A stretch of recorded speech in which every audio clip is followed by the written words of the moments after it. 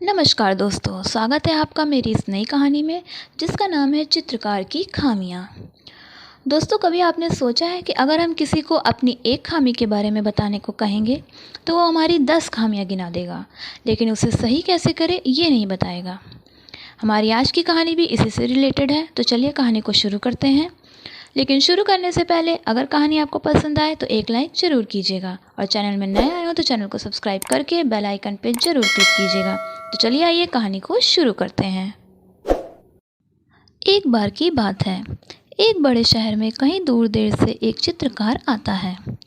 अपने देश में उस चित्रकार को उसके काम में परफेक्शन के लिए जाना जाता है, यानी कि उसके देश के लोगों के हिसाब से वह चित्रकार अपने काम में कोई भी गलती नहीं करता है। मगर चित्रकार के मन में होता है कि मेरे देश के लोग मुझसे ज़्यादा प्रेम करते हैं, इसलिए वह मेरे काम में कमियां नहीं निकालते। अगर लोग कमियां निकालेंगे ही नहीं तो मैं उनमें इम्प्रूवमेंट कैसे लाऊंगा।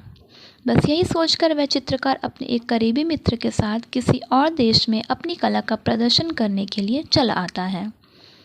उस देश के एक शहर में वह एक बहुत सुंदर और बहुत बारीकी से बनाई हुई अपनी बेहतरीन चित्रों में से एक चित्र को ऐसी जगह पर रख देता है जहां बहुत से लोगों की आवाजाही होती है, और उसके नीचे लिख देता है जिसको भी इस चित्र में जहां भी कमी नज़र आए वहां पर मार्किंग कर दे, और वो वहां से चला जाता है।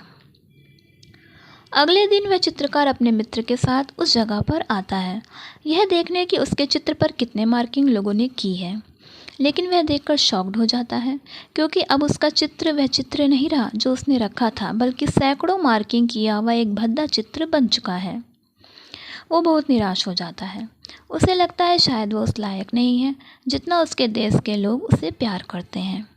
उसके काम में बहुत कमियां हैं।